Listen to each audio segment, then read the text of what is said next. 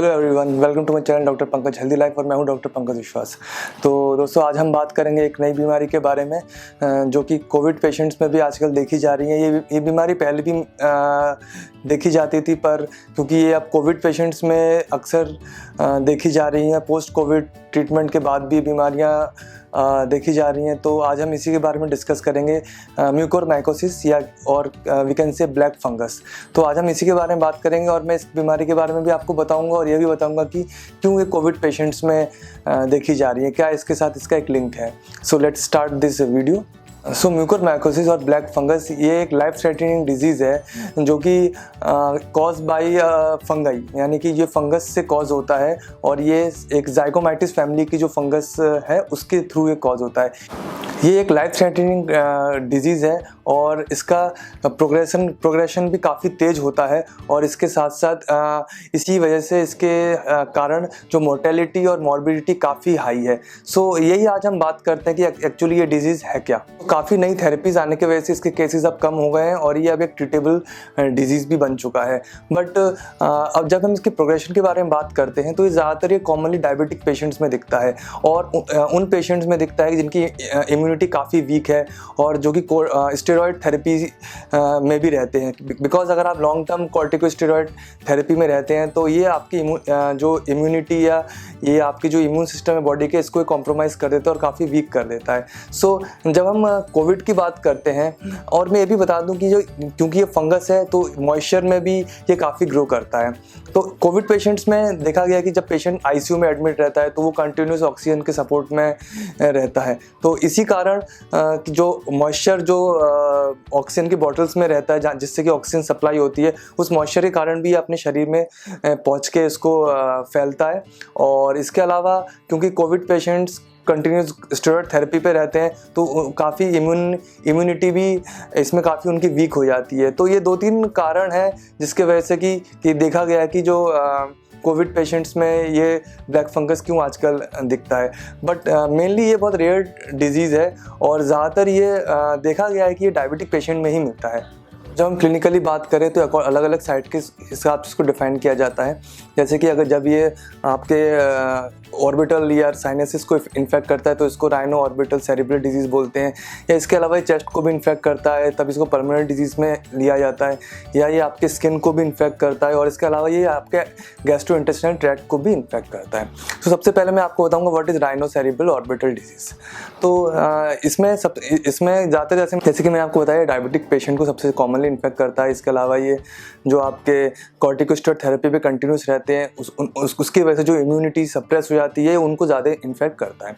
सो rhino orbital cerebral disease में ये जैसे कि हमको फेशियल पेन, फेशियल नमनेस देखा जाता है, या इसके अलावा ब्लरी विजन यानी धुंधला दिखता है आपको, जो मुंह में सुनपन आती है, और आइज़ को अगर हम देखें तो आँखों में सूजन आ जाती है और जिसे कि हम प्रोप्टोसिस बोलते हैं, ब्लूइशनेस रहती है आइज़ में, और इसके अलावा काफ़ी स्वेलिंग देखा जाता है जो इन्फेक्टेड आई होता है। और इसी कारण कभी कभी जो ब्लरी विजन भी रहता है या किसी को ब्लाइंडनेस भी हो सकती है।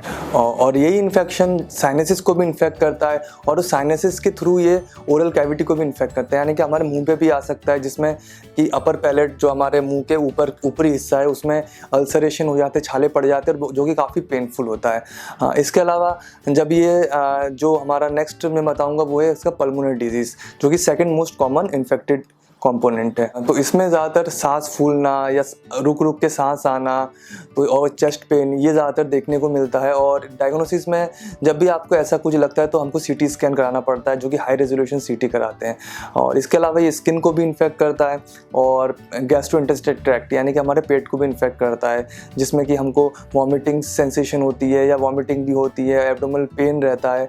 सो ये अलग अलग क्लासिफिकेशन हम अलग अलग जो क्लिनिकल क्लासिफिकेशन है अलग अलग साइट के हिसाब से हम इसमें करते हैं। इसके अलावा जब हम डायग्नोसिस की बात करते हैं तो डायग्नोसिस में ज़्यादातर जो हम कल्चर करते हैं, जो हमारी इन्फेक्टेड साइट होता है वहाँ से सैंपल लेके इसको कल्चर किया जाता है लैब में, और उसी कल्चर के में अगर ये पॉजिटिव आता है तो हम इसको डायग्नोस करते हैं। और इसके अलावा हम बायोप्सी भी करते हैं, यानी कि जो इन्फेक्टेड साइट होता है वहाँ से इसका एक छोटा सा टुकड़ा लिया जाता है या सैंपल लिया जाता है और उसको लैब में टेस्ट करके इसको डायग्नोस किया जाता है।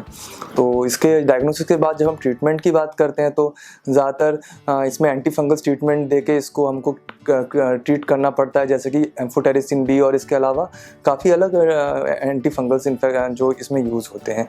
सो ये थी ब्रीफली कुछ जानकारी म्यूकोरमाइकोसिस या प्लेग फंगस के बारे में। अब मैंने ये भी बताया कि how it is related to covid में कैसे इसको हम रिलेट कर सकते हैं।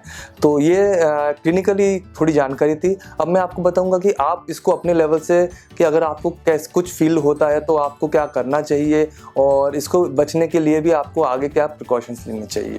तो अब मैं आपको इसके प्रिकॉशंस बताता हूँ। तो जैसे कि मैंने बताया कि इसको कॉमनली डायबिटीज़ में होता है, तो अगर आप डायबिटिक पेशेंट है और आप पोस्ट कोविड रिकवरी में हैं तो आपको अपनी आपके अपने ब्लड शुगर को कंट्रोल में करना पड़ेगा, जिससे कि ब्लड शुगर कंट्रोल में मेंटेन रहे। और इसके अलावा आप अगर कॉर्टिकोस्टेरॉइड थेरेपी पे तो उसको स्लोली टेपर डाउन करना पड़ेगा और उसके साथ साथ इसको बंद करना पड़ेगा। इसके अलावा अगर आपको फील हो रहा है कि आपको साइनोसाइटिस है, यानी कि नेज़ल ब्लॉकेड हो रहा है, सांस लेने में दिक्कत हो रही है, या फेशियल पेन है, या ब्लरी विजन है, अगर आपको ऐसे कोई सिम्टम्स महसूस हो रहे हैं, या वॉमिटिंग, एब्डोमिनल पेन, तो आप तुरंत ही अपने डॉक्टर से मिलिए और इसको जल्दी से जल्दी डायग्नोस करवाइए। तो इसके अलावा आप ये भी ध्यान रखिए, जब आप ऑक्सीजन यूज़ कर रहे हैं तो उसको अच्छे से क्लीन वाटर को यूज़ करिए, स्टेराइल वाटर यूज़ करिए, और जो ऑक्सीजन जिसके थ्रू पास होती है उस फिल्टर को भी अच्छे से साफ करिए। तो इसके अलावा आप अपनी पूरी क्लीननेस का भी ध्यान रखिए, यानी कि हमेशा आप साफ सुथरे और ड्राई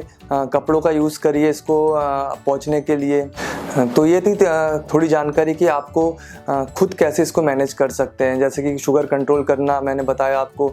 इसके अलावा आप जो क्लीन वाटर या स्टेराइल वाटर का यूज़ करिए, जो कि जब भी ऑक्सीजन का जो कंटेनर को फिल करना हो। सो ये थी थोड़ी बहुत जानकारी। और जब भी आपको जो सिम्टम्स मैंने बताया आपको फील हो, आप बिना देर करे तुरंत ही अपने डॉक्टर से कंसल्ट करिए। सो आई होप कि आपको ये जानकारी अच्छी लगी और आपको कुछ फ़ायदा हो, मैं यही उम्मीद करूँगा।